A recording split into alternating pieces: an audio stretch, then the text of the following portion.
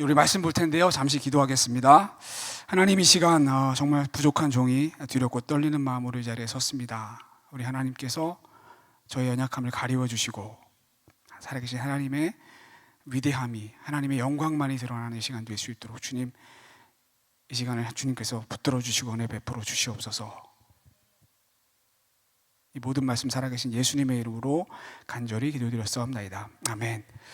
오늘 주시는 말씀 로마서 1장 1절과 2절 두 구절인데요. 두 구절이니까 함께 합독하겠습니다. 다 같이 읽겠습니다. 예수 그리스도의 종 바울은 사도로 부르심을 받아 하나님의 복음을 위하여 택정함을 입었으니 이 복음은 하나님이 선지자들을 통하여 그의 아들로 관하여 성경에 미리 약속하신 것이라. 아멘. 아멘. 여러분, 예수님을 나의 주, 나의 하나님으로 믿고 영접하는 모든 사람들은 그때부터 믿음의 길을 걷기 시작합니다. 소위 말하는 신앙생활을 시작하게 돼요.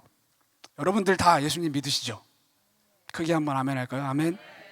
여러분, 그렇다면 우리 모두도 지금 믿음의 길을 걷고 있는 거고, 우리 모두는 지금 신앙생활을 하고 있는 거예요. 그렇다면 이 아침에 질문을 좀 해보고 싶어요. 여러분, 신앙생활을 잘한다는 게 뭘까요? 믿음의 길을 잘 걷는다는 게 뭘까요? 저는 우리 이 아침에 이것을 한번 같이 좀 생각해 봤으면 좋겠어요. 여러분, 우리가 방금 읽은 로마서는요, 신학의 머리, 완전한 복음, 복음의 정수라고 불릴 정도로 복음의 본질과 핵심을 담고 있는 책입니다.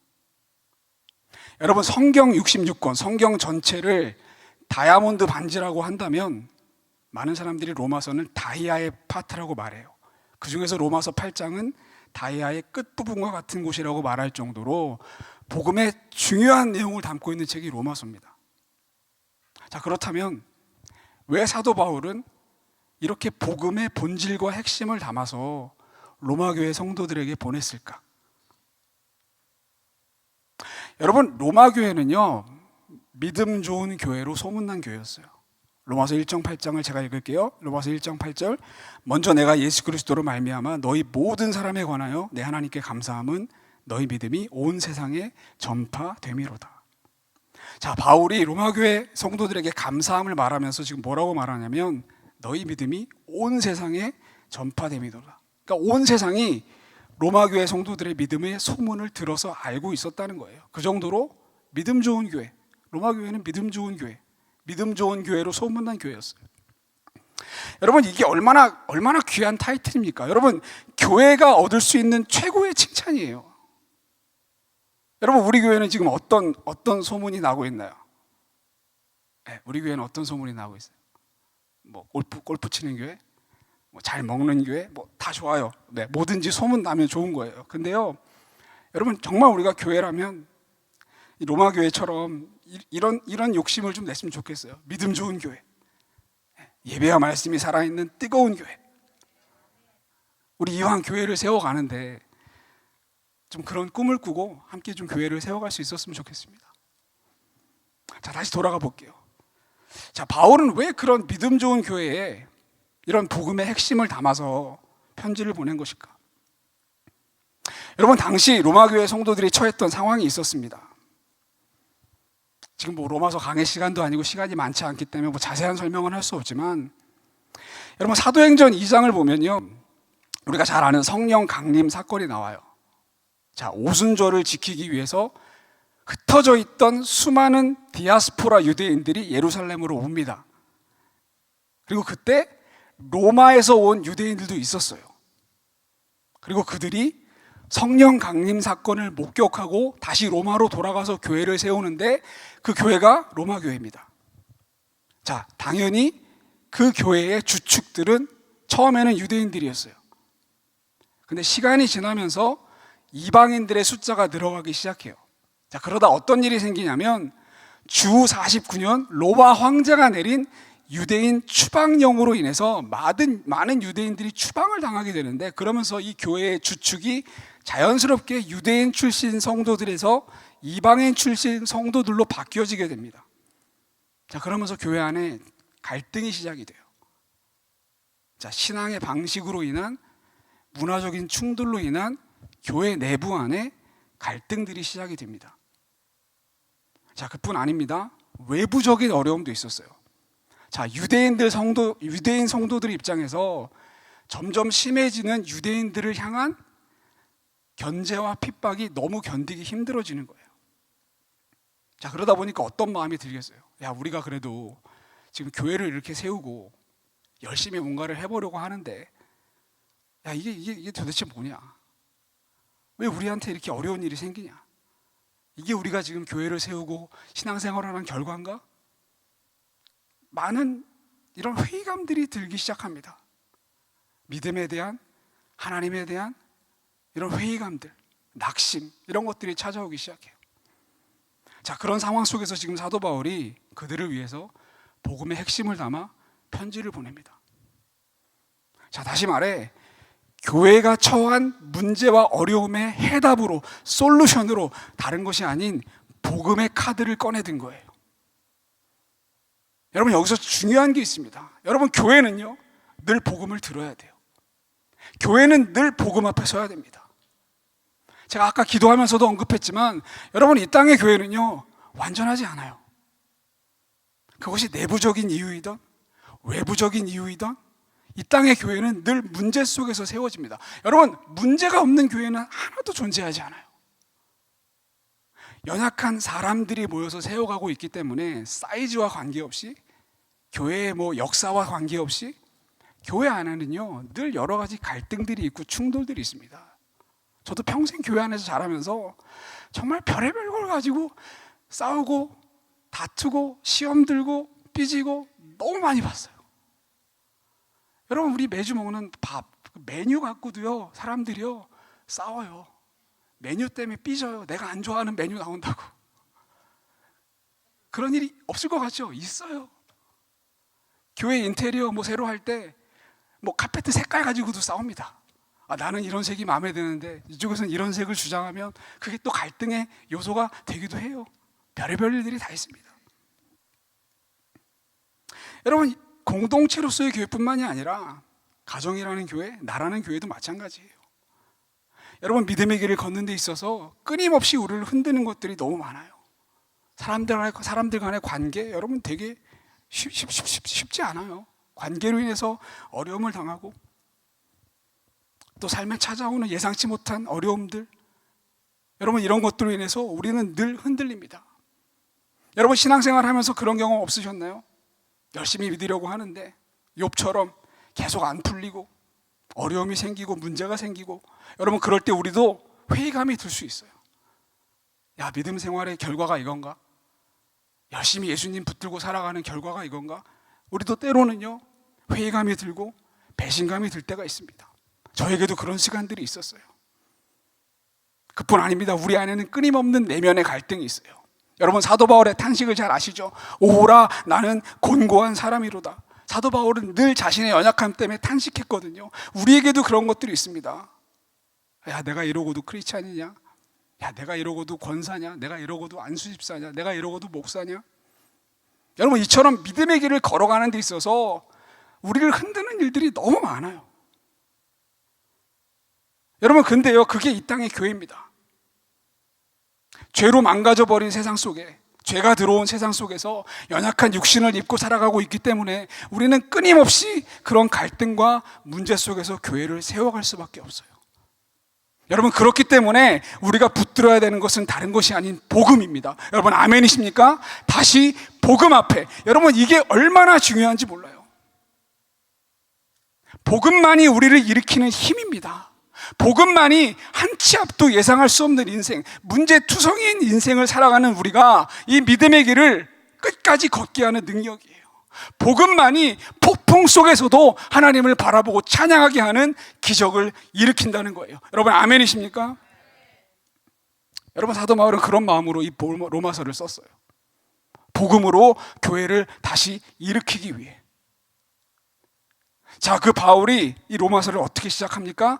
1절과 2절 말씀 다시 한번 읽어볼게요. 예수 그리스도의 종 바울은 사도로 부르심을 받아 하나님의 복음을 위하여 택정함을 입었으니 이 복음은 하나님이 선지자들을 통하여 그의 아들에 관하여 성경에 미리 약속하신 것이라. 여러분, 얼핏 보면 그냥 별 내용 없는 자기소개 같은 구절이에요. 그냥 넘어가도 될 것 같아요. 근데 저는요, 이 구절 속에서 복음을 만납니다. 저는 오늘 그 이야기를 잠깐 하려고 해요. 오늘 1절을 보니까 바울이 자기 자신을 두 가지 신분으로 소개를 합니다. 첫 번째는 사도, 그리고 두 번째는 예수 그리스도의 종입니다. 전 여기서 한번 생각을 해봤어요. 그냥 사도라고만 했으면 되지 않았을까? 자기 자신을 소개할 때 나는 사도입니다라고 소개했으면 그걸로 충분하지 않았을까? 왜 굳이 종이라는 신분을 더해서 자신을 소개하고 있는 것일까?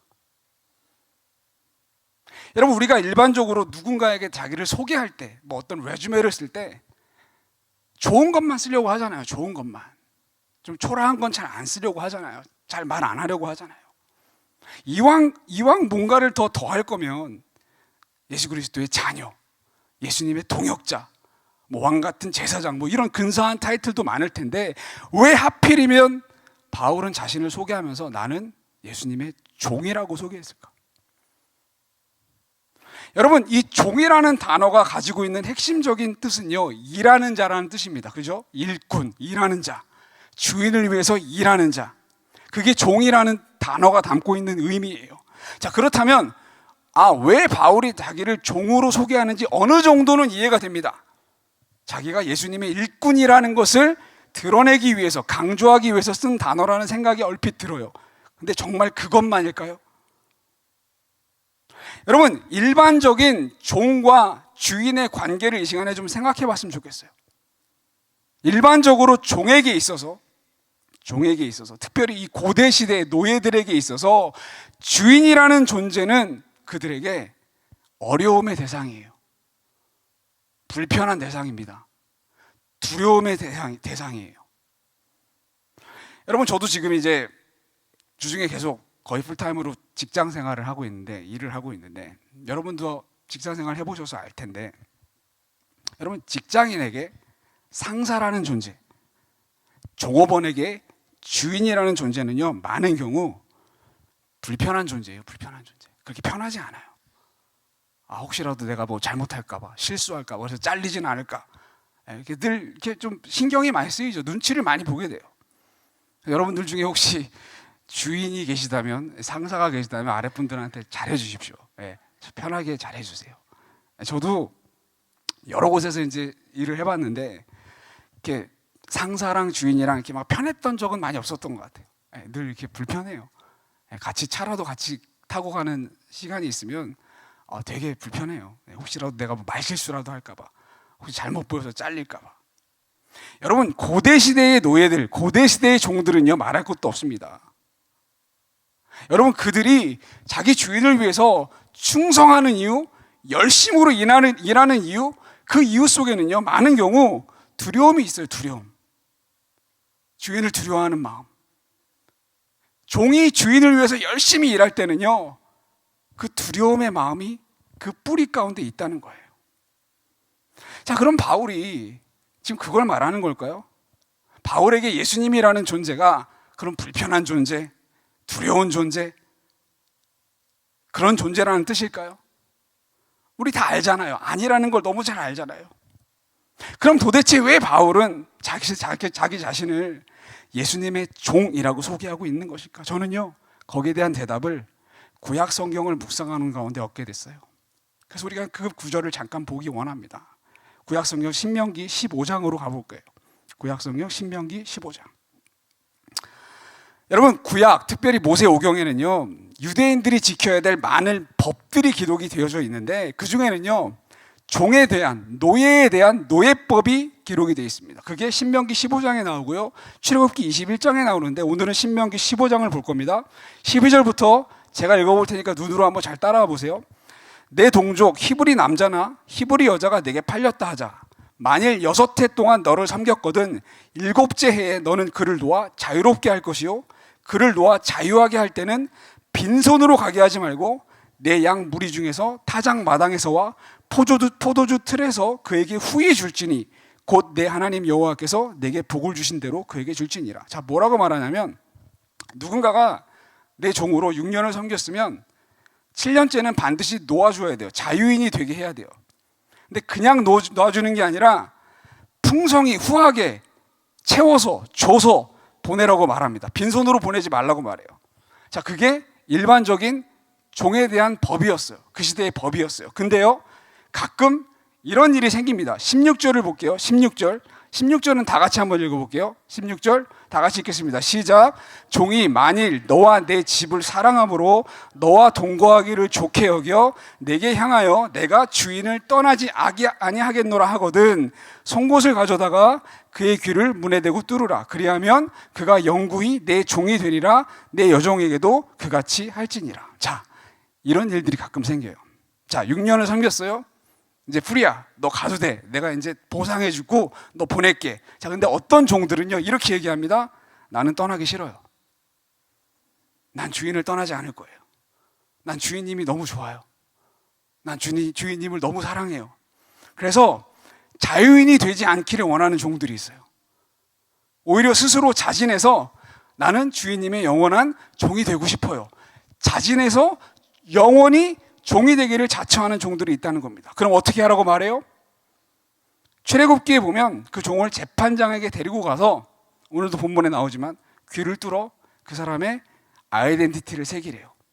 자, 귀를 뚫어서 이 종은 자유인이 되었음에도 불구하고 이 주인을 너무 사랑해서 이 주인과의 관계를 유지하고 싶어서 자유인의 삶을 거부하고 이 주인의 영원한 종이 된 사람이다 라는 것을 귀를 뚫어서 드러내게 합니다. 나타내게 합니다. 자, 그때부터 귀 뚫린 종이 되는 거예요. 여러분, 종과 귀 뚫린 종, 겉으로는 별 차이가 안 나요. 별 차이가 안 나 보이죠. 그냥 귀 뚫은 거 하나 차이입니다. 근데요, 그 섬김의 내용으로 들어가 보면 거기에는 어마어마한 차이가 있어요. 여러분, 귀를 뚫은 종에게는 뭐가 있습니까? 귀를 뚫은 종에게는요, 주인과의 관계가 있어요. 주인과의 연합이 있어요. 주인과의 하나됨이 있어요. 귀를 뚫고 주인을 섬기는 종에게 그 주인은 이제부터 더 이상 두려움의 존재가 아닙니다. 그 종에게 주인은 경외의 대상입니다. 사랑의 대상입니다. 존경의 대상입니다. 여러분, 그렇기 때문에 귀를 뚫고 주인을 섬기는 그 종의 열심 속에는요, 일반 종들은 알 수 없는 행복이 있어요. 만족이 있다는 거예요. 여러분, 그 차이를 보고 계세요? 그 차이가 보이세요?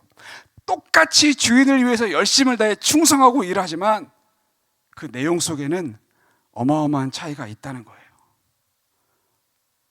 여러분, 사도 바울이 자신을 예수 그리스도의 종으로 소개하고 있는 이 의미가, 저는 신명기 말씀을 읽으면서 이거구나, 이걸 말하는 거구나 라는 깨달음을 얻었어요. 나는 예수님의 종입니다. 여러분, 뭘 말하고 있는 거예요?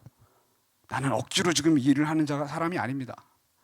난 예수님이 두려워서 벌 받을까 봐, 제대로 안 하면 혼날까 봐, 예수님께 눈에 나서 잘릴까 봐, 저는 그렇게 이 일을 하는 사람이 아닙니다.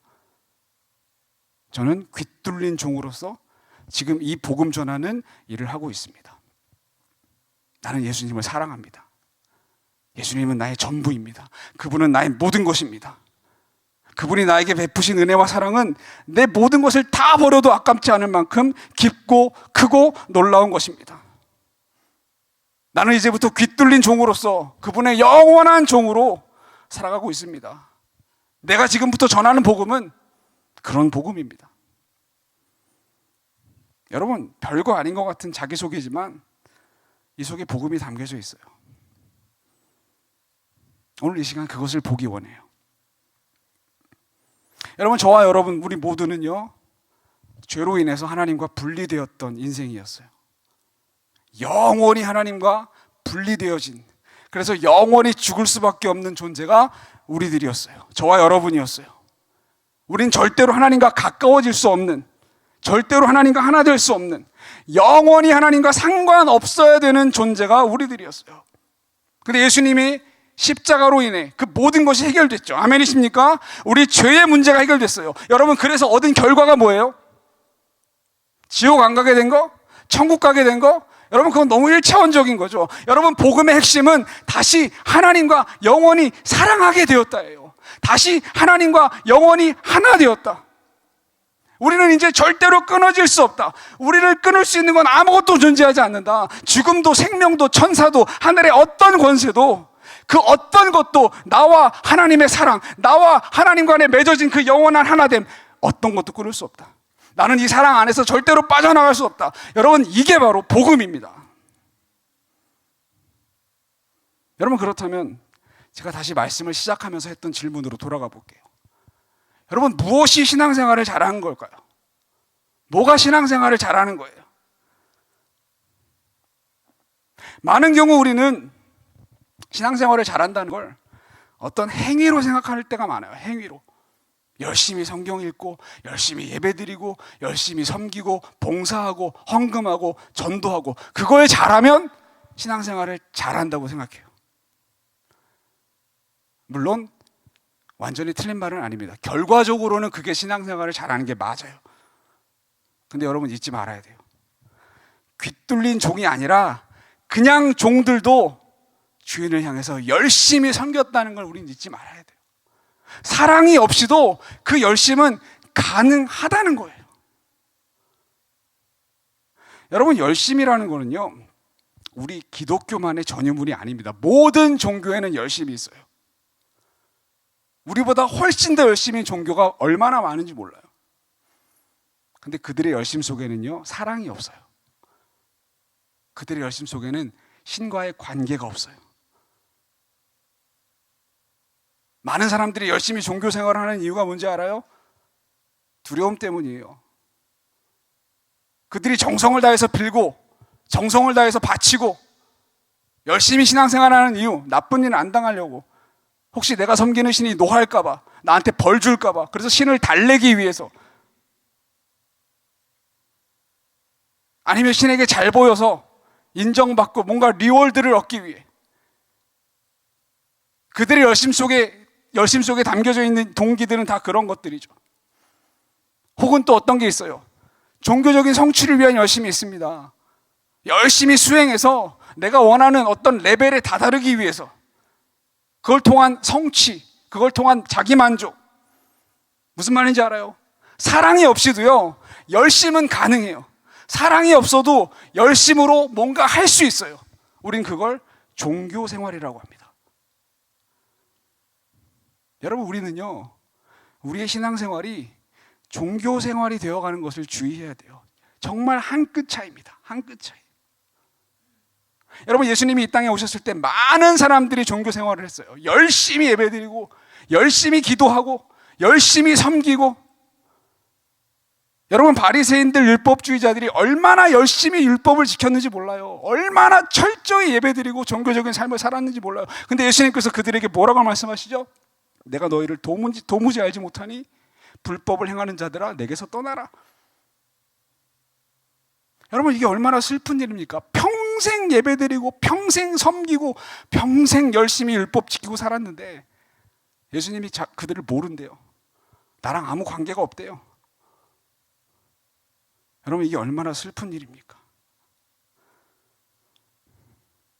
여러분, 우리가 믿는 하나님은요, 저 멀리 계신 옆집 아저씨가 아니에요. 불편한 상사가 아닙니다. 우리가 믿는 하나님은 우리의 아빠, 아버지세요. 모든 것을 내어주신, 늘 함께 하시는 아빠, 아버지. 여러분, 그 사랑이 우리를 창조하신 하나님의 본질입니다. 넘어져도 쓰러져도 무너져도 일으켜 세워주시고, 절대 포기하지 않고 끌어안고 업고 손잡고 걸어가 주시는 그 아버지가 우리 하나님이세요. 하나님은 절대로 불편하신 분이 아니에요. 저 멀리서 지켜보고 계신 분이 아니에요. 여러분, 그리고 성경 곳곳에 우리를 향한 그 하나님의 사랑이 기록이 되어져 있는 것을 봅니다. 우리가 아직 죄인되었을 때 그리스도께서 우리를 위하여 죽으심으로 하나님께서 우리에 대한 자기의 사랑을 확증하셨느니라. 두려워하지 말라. 내가 너와 함께함이라. 놀라지 말라. 나는 내 하나님이 됨이라. 내가 너를 굳세게 하리라. 참으로 너를 도와주리라. 참으로 나의 의로운 오른손으로 너를 붙들리라. 여러분, 이걸 다 말하기 시작하면 하루 종일 걸려도 모자랄 만큼 성경 속에는 우리를 향한 하나님의 사랑이 기록되어 있어요. 우리를 향한 하나님의 약속이 기록되어 있어요. 내가 끝까지 함께 할 거야. 끝까지 보호할 거야. 너의 손을 놓지 않을 거야. 난 널 사랑해, 사랑해, 사랑해. 성경 66권은 전부 그런 내용이에요. 여러분 그것을 보고 계십니까? 여러분 말씀을 통해, 예배를 통해 그 사랑을 만나고 계세요. 그래서 신앙생활을 하면 할수록 하나님이 더 가깝게 느껴지십니까? 하나님이 정말 사랑하는 그 존재로서 나와 함께하고 있다는 것을 여러분 누리며 가십니까? 평생을 신앙생활을 했는데 여전히 하나님이 불편하고, 하나님은 저 멀리 계신 옆집 아저씨 같고 내 직장 상사 같고, 혹시 하나님과의 그런 거리감이 있는 건 아니세요? 여러분 성경은요 율법책도 아니고요 도덕책도 아니고요, 성경 66권은 하나님께서 우리를 위해 기록한 연애편지예요. 연애편지. 여러분 연애편지 써보신 적 있으시죠? 받아보신 적 있으시죠? 여러분들이 누군가에게 사랑의 마음을 담아서 편지를 보냈어요. 편지를 계속 보내요. 근데 상대방이 그 사랑의 메시지를 캐치하지 못하고 그 속에서 다른 내용만 보는 거예요. 내가 해야 될 일, 내가 뭐 잘못한 거 이런 거 없나? 내가 뭐 실수한 거 없나? 사랑의 메시지가 가득한데 그 사랑의 메시지는 하나도 못 보고 다른 것만 보고 있다고 생각해 봅시다. 얼마나 마음이 안 좋겠어요. 난 계속 지금 연애 편지를 보내고 있는 건데 이 사람이 내 마음을 몰라주고 나랑 계속 서먹하고. 여러분 혹시 하나님의 마음이 그러진 않을까요? 하나님은 우리에게 연애 편지를 주신 건데 그 사랑은 못 보고 계속 내가 해야 될 일이 뭐지? 내가 지켜야 될 건 뭐지? 혹시 내가 이거 안 지키면 혼나는 거 아닌가? 혹시 연애 편지가 도덕책이 되어가고 율법책이 되어간다면 하나님이 얼마나 안타까우실까요? 여러분 신앙생활을 잘한다는 것은요, 시간이 갈수록 그 하나님의 사랑의 깊이와 크기와 넓이를 만나는 거예요.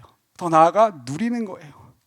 여러분 예배를 통해, 말씀을 통해 그 사랑을 확인하고 또 확인함으로 하나님을 이전보다 더 사랑하는 것, 어제보다 더 사랑하는 것, 그래서 점점 귀뚫린 종이 되어가는 것, 그냥 종이었던 우리가 이제는 귀뚫린 종이로서 하나님을 섬기고 하나님께 충성하는 것. 여러분 그게 바로 신앙생활이에요. 이 시간 여러분들에게 묻습니다. 하나님을 사랑하세요? 여러분 정말 하나님을 사랑해서 지금 이 길을 가고 있습니까? 여러분 극단적으로 하나님이 모든 걸 다 가져가셔도, 모든 걸 다 안 되게 해도, 나에게 어떤 리월드가 주어지지 않아도 그냥 그 사랑 때문에, 우리를 만나주신 사랑 때문에 죽기까지 사랑하사 십자가에 달려 우리를 죄와 사망에서 건져내신 그 사랑 하나 때문에 이 길 계속 갈 수 있으십니까? 여러분 정말 예수님만으로 충분하십니까? 여러분들이 예수님을 처음 만났을 때 그 마음 기억나세요 혹시? 저도 중학교 때 예수님 만났는데 그땐 지금이랑 달랐던 것 같아요. 정말 순수하게 예수님 사랑했던. 내 시간이 지나면서 왜 그 마음이 점점 사라져 가는지, 목사가 됐는데 왜 그 마음이 그때 같지 않은지 바라기는 하나님을 사랑하는 저와 여러분들이길 바라요.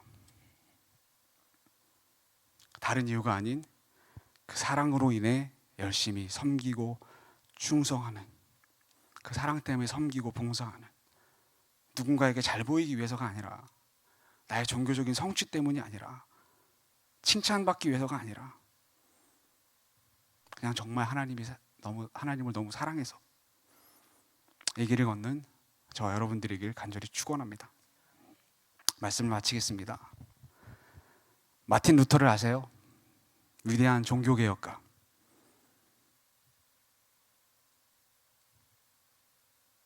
로마서를 읽으면서 회심을 경험했던 많은 인물들 중에 종교개혁가 마틴 루터가 있었어요. 그는요 수도사이자 말씀을 가르치던 신학 교수이기도 했습니다. 그럼 그가 이런 고백을 해요. 자기 자신은 수도사로서 털끝만큼도 흠잡을 데가 없이 살았다고 스스로 말해요. 하루에 7번 시간 정해놓고 기도하고 매일 예배드리고 매일 말씀 읽고 매일 말씀을 묵상하고 연구하고 금식하고 절기를 철저히 지키면서 살았대요. 대단한 사람이죠. 자기가 자기 얘기를 하면서 나는 털끝만큼도 흠잡을 데가 없이 수도 생활을 했다고 자부할 수 있다는 게 얼마나 대단한 일입니까? 근데요, 그가 이런 고백을 합니다. 잘 들어보세요. 그렇게 털끝만큼도 흠잡을 데가 없이 살았지만 하나님 앞에서는 여전히 마음이 괴로운 죄인이었기에 도무지 나의 공로를 가지고서는 그분을 누그러뜨릴 자신이 없었다.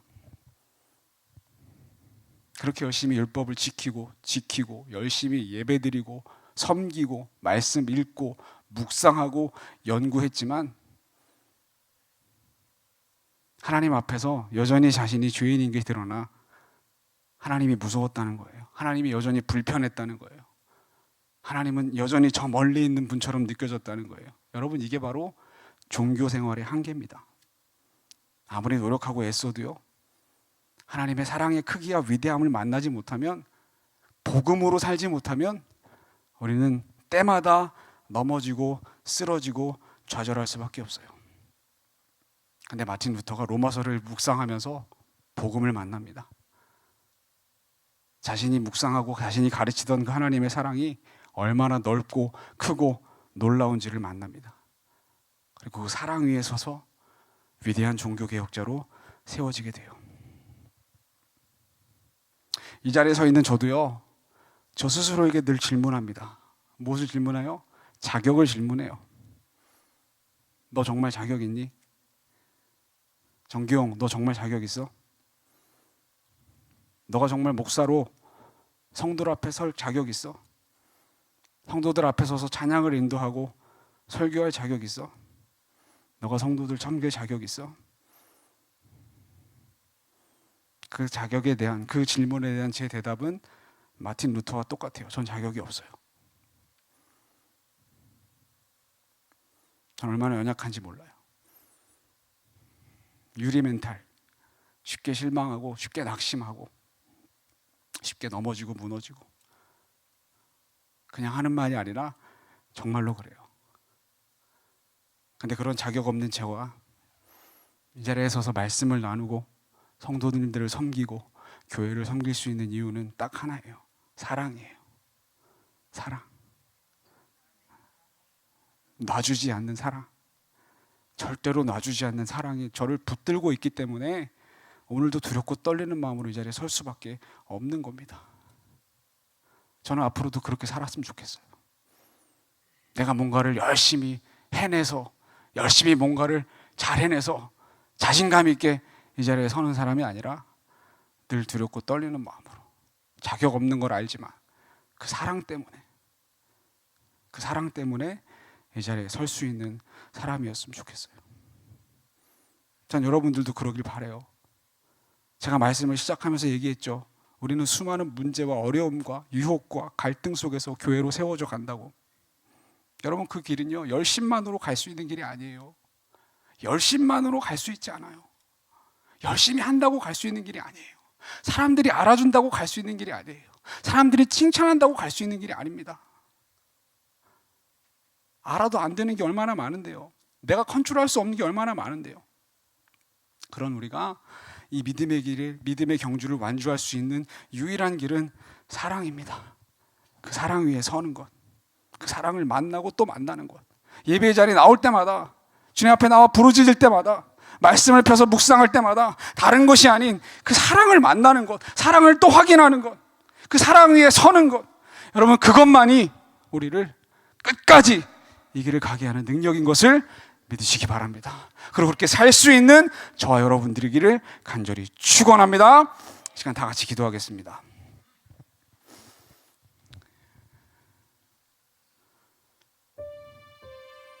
여러분, 교회의 외침은요, 기독교의 외침은요, 열심히 하자, 열심히 지키자가 아닙니다.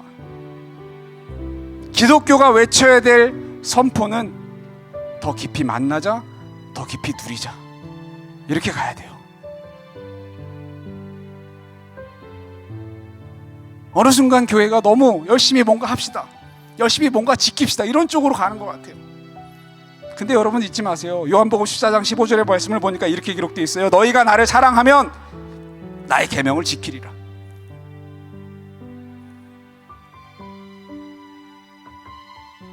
우리가 외치는 열심히 뭔가 합시다, 열심히 뭔가 지킵시다, 그거는요, 사랑을 하면 자연스럽게 나오는 결과물이에요.